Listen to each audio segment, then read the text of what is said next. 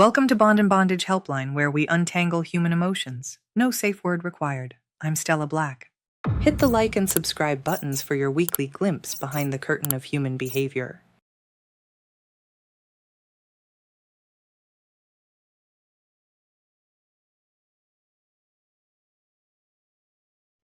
Why we keep choosing wrong. Let's start with a confession. Most of us pick partners the way toddlers pick snacks, impulsively, based on color, packaging, or sheer shininess.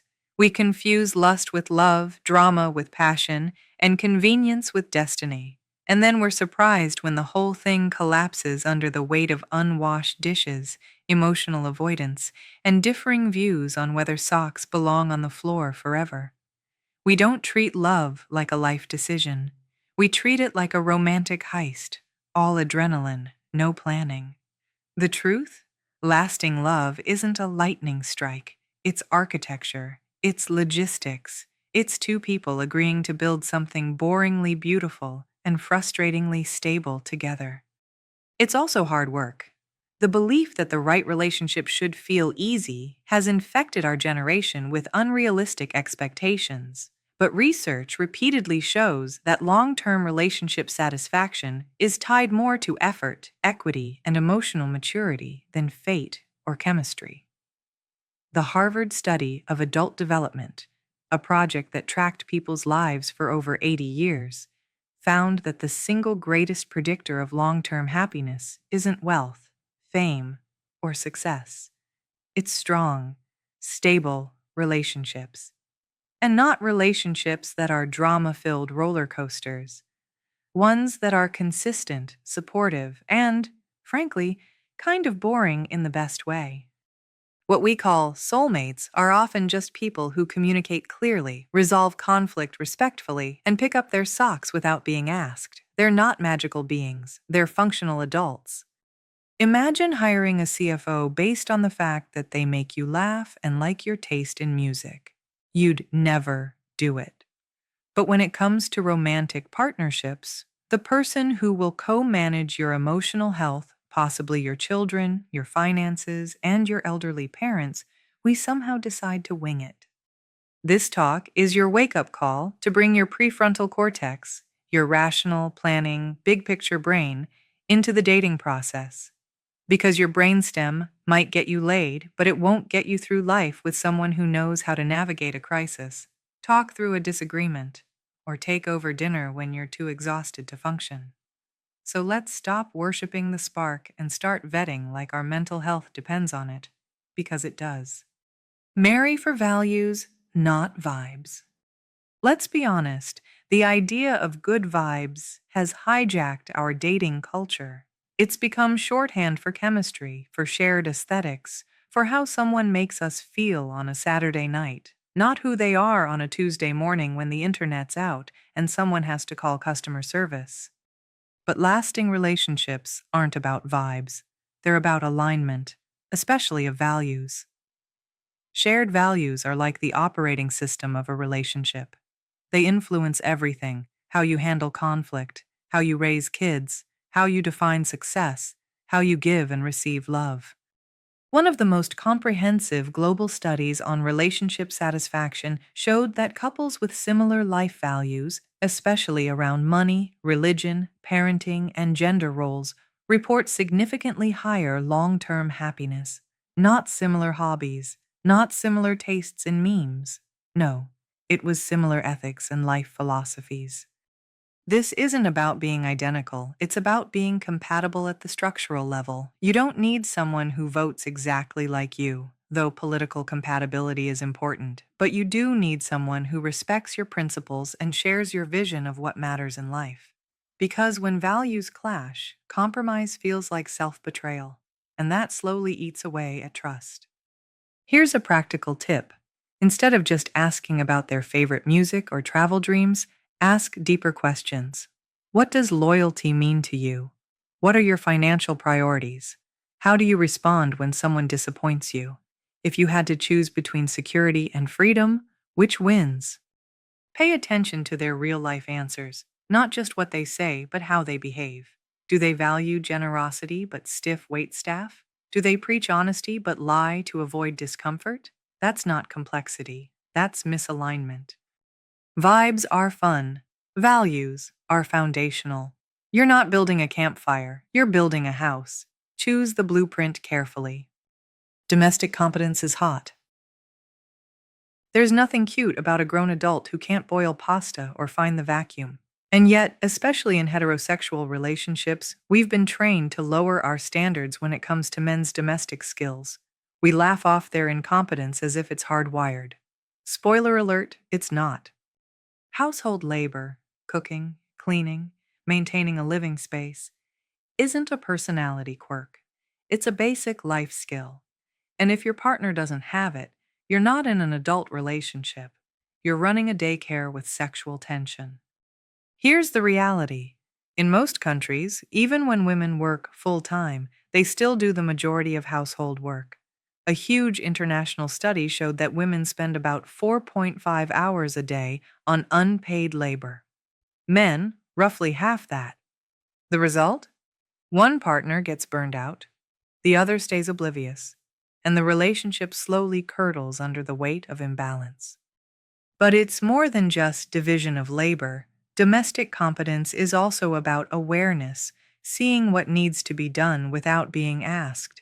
That mental load, remembering what's in the fridge when the dog needs shots, how to prepare for a guest, that's invisible work. And when it's invisible, it's undervalued. Practical advice? Observe how your partner lives on their own. Do they change their sheets? Can they cook a basic meal? Do they pay bills on time? These are not optional skills. They are the bare minimum of adult functioning.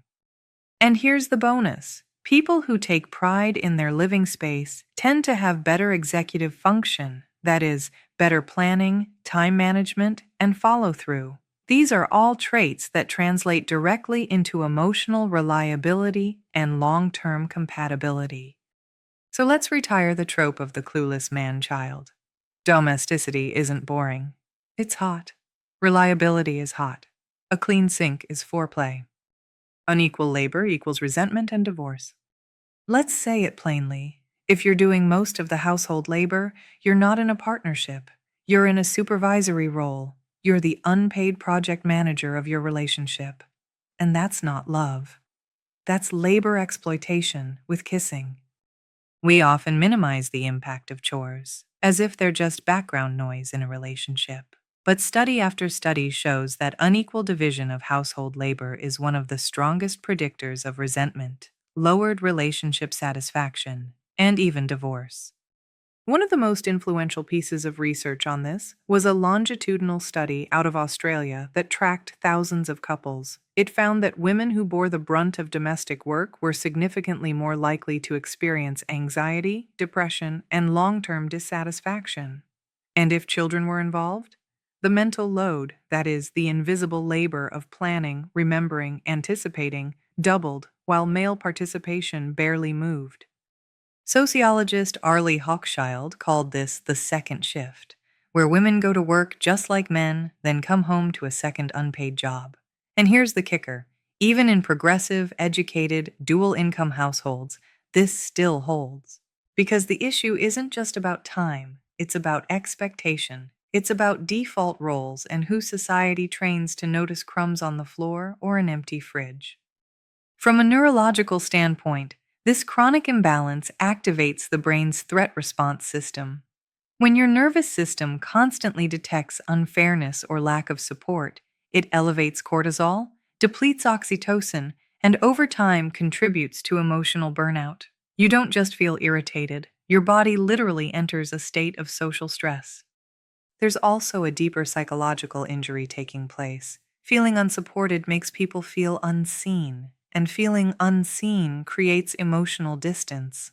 Many women in these studies describe their overwork as a kind of loneliness, not the absence of company, but the absence of being acknowledged. Over time, this leads to what therapists call emotional divorce, the breakup that happens long before anyone packs a bag. But there's a solution. Couples who establish clear, fair systems of labor and regularly renegotiate them, especially after major life events like moving or having a baby, report higher relationship satisfaction, better sex, and more emotional connection. And yes, that's another incentive. Studies have shown that men who do their share of the housework have more sex. Why? Because desire isn't built in chaos and resentment. It thrives in partnership, fairness, and feeling like someone's got your back. In one notable study, women rated acts of household contribution, like cleaning up without being asked or remembering what groceries are needed, as more attractive than traditional romantic gestures. When you consistently show up in practical ways, it builds trust, and trust is the ultimate aphrodisiac. So the next time someone jokes about not knowing how to use a washing machine, hear that as a red flag, not a punchline. If they don't see the dishes, they won't see you. Emotional fluency isn't optional, especially for men. If your partner can't talk about their feelings, you don't have a strong, silent type. You have an emotional liability. And if you're still romanticizing the emotionally unavailable, brooding archetype, it's time to realize that's not mystery. That's unprocessed childhood trauma in a leather jacket. Emotional fluency, the ability to name, express, and regulate one's emotions, is one of the top predictors of long-term relational satisfaction. This isn't just therapist talk, it's hard data. Decades of research from the Gottman Institute, which has studied thousands of couples across the globe, shows that men who stonewall, meaning shut down emotionally or withdraw during conflict, drastically increase the risk of divorce. In fact, stonewalling is one of the strongest predictors of marital breakdown. The reason comes down to how our nervous systems work. When a partner emotionally shuts down, it triggers a survival response in the other. The brain perceives emotional absence as threat. When someone goes cold or blank during a fight, the other partner's heart rate spikes, stress hormones flood the body, and the conversation becomes biologically unsafe. This creates a cycle of conflict where one person pursues and the other withdraws until the pursuer eventually gives up. Now, let's be blunt. Men are statistically more likely to lack emotional fluency. This isn't genetic, it's cultural. Boys are often raised to suppress vulnerability. They're told that feelings are weakness, that anger is strength, and that emotional expression is feminine. The result? Grown men who can't name what they're feeling without blaming someone else. This doesn't just affect their romantic relationships. It affects parenting, friendship, and mental health. Studies have shown that emotionally repressed men are more likely to suffer from substance abuse, loneliness, and early mortality. But here's the hopeful part. Emotional fluency is a skill. It can be learned just like any other. And in cultures where this has been encouraged, like certain therapy-forward communities in Scandinavia, men report higher relational satisfaction, lower stress, and more secure attachment. So how do you spot emotional fluency early on? Ask, how do they talk about their day? Can they name more than 2 emotions? When conflict arises, do they reflect or react? Are they willing to repair after a fight? Do they say, "I'm sorry" and mean it? Or deflect and defend? If the answer is no, don't convince yourself that they just need time. They need to grow up, because a partner who can't meet you in your emotional world can't meet you in your life. Choose someone who knows how to sit in discomfort without punishing you for it, who can hold space for pain, sadness, confusion, without needing to fix it or flee from it. That's not weakness, that's emotional maturity, and it's the backbone of any relationship worth keeping. Life skills are relationship skills. Let's put it bluntly. If someone can't run their own life, they can't co-run yours. And this isn't about class or education or money, it's about basic functioning. Emotional regulation, financial literacy, time management, conflict resolution, these are not extras. These are the core muscles of a long-term relationship. Think of life skills as the emotional infrastructure of your household. A person who doesn't know how to manage their calendar, can't make a budget, or panics every time something goes wrong will, over time, become a liability. Not because they're bad, but because they're fragile. Studies in developmental psychology and adult attachment show that executive function, the ability to plan, prioritize, and follow through, is directly linked to relationship health. When one person chronically drops the ball, the other ends up over-functioning. And that imbalance, it breeds resentment. Fast. Let's add some neuroscience here. Your brain is constantly scanning for reliability, what researchers call predictive safety. When your partner follows through on what they say, your nervous system relaxes. You can focus on other things. But when your partner forgets, avoids, or spirals, your brain flags it as a potential threat. Over time, this creates anxiety, not just situational, but relational. Now let's get practical. If you want a sustainable relationship, choose someone who knows how to track their finances, even if they're not wealthy, maintain their physical health, even if imperfectly, communicate respectfully under pressure, apologize without deflecting, set goals and move toward them, adapt when plans fall apart. None of these require perfection. They require effort. The real test of maturity isn't how someone behaves when life is calm. It's how they respond when it's not. Because life will get chaotic. There will be illness, job loss, family drama, exhaustion. You want a partner who can step up, not melt down. Also, someone's relationship history matters, not just who they dated, but how they speak about it. Do they own their part in past conflict? Do they scapegoat every ex? Do they make it sound like they've never been the problem? Red flag. So next time you're tempted to dismiss someone as boring because they meal prep and keep a budget, think again. That's not boring. That's hot. It's future-proof.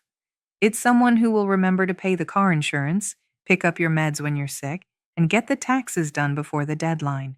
In other words, life skills are love skills. Choose accordingly. Arranged marriage is not as backward as you think. Let's bust a myth. Arranged marriage is not the same thing as forced marriage. It's also not inherently oppressive, outdated, or doomed to lovelessness. In fact, if you look beyond the Western lens and dig into the data, you'll find that arranged marriages, the kind where families or communities introduce two compatible people who choose to marry, often outperform love marriages in long-term satisfaction. Let's sit with that for a second, because it challenges our romantic ideal that love should be spontaneous, all-consuming, and entirely self-directed. And yet, when researchers across India, Pakistan, and several parts of the Middle East and Africa compared outcomes between arranged and self-selected marriages, they found something surprising. Arranged couples often reported equal or even higher levels of trust, satisfaction, and longevity, especially over time. Why?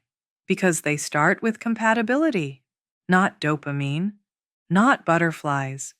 Compatibility. Families who know each other vet for shared values, cultural expectations, long-term goals. There's no fantasy. There's a contract, not in a cold transactional way, but in a we're building something real together way. Western relationships tend to start with passion and hope they'll develop structure. Arranged marriages start with structure and often develop intimacy. And the brain actually supports this. Neurobiologically, romantic love transitions over time from dopamine-fueled infatuation to oxytocin-based bonding, a shift from obsession to attachment. In arranged marriages, the oxytocin stage is nurtured from the start. That doesn't mean it's always rosy. Bad arranged marriages exist, just like bad love matches. The key difference isn't how the couple met, it's whether they were encouraged to focus on long-term compatibility, shared values, practical life skills, mutual respect. So what can we learn from this in non-arranged contexts? Think like a matchmaking auntie. Vet for the boring stuff. How does this person handle stress? Do they want kids?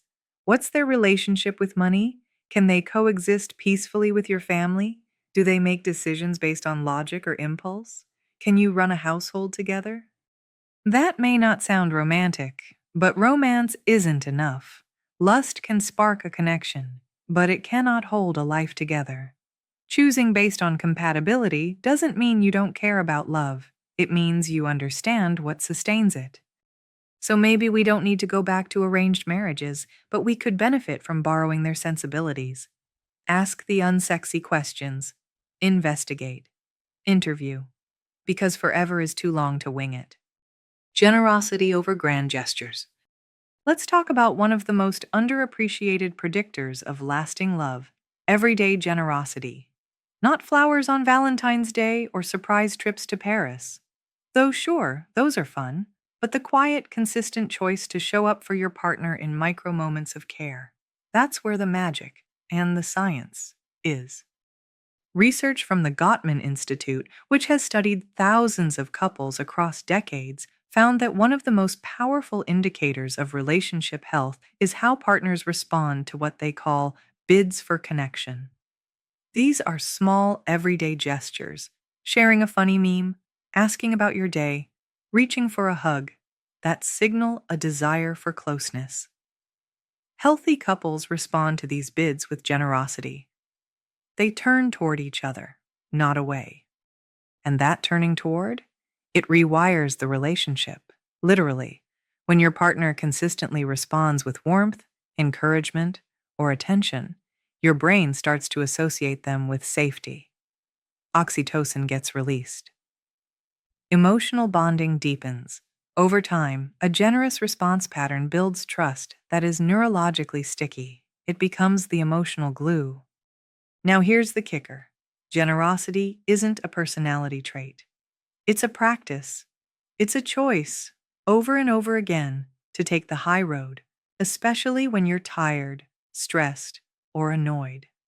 Generosity means giving your partner the benefit of the doubt, making them a cup of tea when they've had a rough day, or doing their least favorite chore just because. It also means being generous in interpretation. If they're snappy, instead of assuming they're mad at you, you ask if they're okay. If they forget something, you don't launch into criticism. You check in. This doesn't mean becoming a doormat. It means you lead with grace, not grudges. A longitudinal study in the US found that couples who rated their partners as consistently generous, even in small, seemingly insignificant ways, were significantly less likely to divorce, even under financial stress or parenting challenges. Why? Because generosity creates resilience. It becomes a buffer against life's chaos. So, if you're evaluating a potential partner, don't just look for charm or intellect or ambition. Look at how they treat people when they have nothing to gain. Watch how they speak to waiters, to their parents, to animals. Do they give compliments freely? Do they offer help without being asked? Do they listen without interrupting? Those are your real green flags, because a partner who is generous in spirit will show up when it matters most. Not with fanfare, but with fierce, humble consistency. So yes, passion matters. But if you want to know what sustains love 10 years in, it's someone who remembers your favorite cereal, who says thank you without fail, who holds your bad moods with tenderness, not judgment. In other words, forget the grand gestures. Look for the quiet ones. That's where devotion lives. And let's add this: whatever you do, don't reject those bids for connection. When your partner reaches out with a joke, a sigh, a question, a look, that's not random. That's an emotional lifeline. Turning away, ignoring, or dismissing these tiny moments may feel inconsequential in the moment, but over time, it erodes intimacy. It tells the other person, your inner world isn't welcome here. Strong couples learn to recognize and honor these micro moments. You don't have to be perfect. You just have to be responsive. Even a glance, a soft word, a pause to listen can signal, I see you. I'm here. Because love doesn't fall apart in explosive fights. It erodes in the small daily neglects, when we stop turning toward. So if you want to build a resilient, bonded, generous love, start by showing up in the little moments. That's where the relationship actually lives. Choose like an architect, not a gambler. Let's not wrap this up with soft sentiment. Let's end with clarity. A long-term relationship is not a cosmic lottery win. It's a construction project, and you are the architect, the contractor, and the quality control inspector. It's not fate that builds strong partnerships. It's forethought, discipline, pattern recognition. The myth of falling in love has done us a disservice. Falling implies passivity, gravity, no control. But lasting love isn't something you tumble into. It's something you actively build, piece by deliberate piece. And if your foundation is cracked, no amount of sparkle on the surface will keep the structure from crumbling. So stop treating partner selection like a vibe check. This isn't about who makes your heart race. It's about who makes your life easier, your mind calmer, and your future more stable. Choose the person who makes your days smoother, not just your nights hotter. Ask yourself, would I trust this person with my worst day? Would I trust them with my passwords, my pets, my power of attorney? Would I trust them to raise a child who's sick or to care for me if I'm the one who falls apart? Because one day, you will fall apart. You'll lose a job, a parent, your temper. And when that day comes, you'll want someone who doesn't run, minimize, or freeze. You'll want someone who says, okay, let's figure this out. The truth is, we waste years chasing excitement and overlook the power of calm, of kindness, of consistency. But those are the things that make life livable. And ironically, those are the things that make passion sustainable. Because nothing kills desire like feeling chronically unseen, unsupported, or unsafe. So choose someone who shows up, not just when it's easy, but when it's hard. Choose someone who listens when you speak, apologizes when they mess up, and gives a damn about the state of your kitchen, your heart, and your future. This is not about perfection. It's about partnership, about finding someone who is willing to be in the trenches with you, sleeves rolled up, ego set aside, hands steady. Don't settle for chaos dressed as chemistry. Choose the one who brings order to your storms, who knows how to load a dishwasher, hold a boundary, share a burden, who sees love not as a feeling to chase, but a commitment to maintain. Choose wisely, because the person you pick doesn't just shape your happiness. They shape your health, your growth, your peace of mind. They shape your entire ecosystem. And if that doesn't deserve your deepest attention, what does? That's enough for now. Your scars might be on the inside, but scar patches come in all shapes and sizes. Find your patch and protect them with your life. See you soon.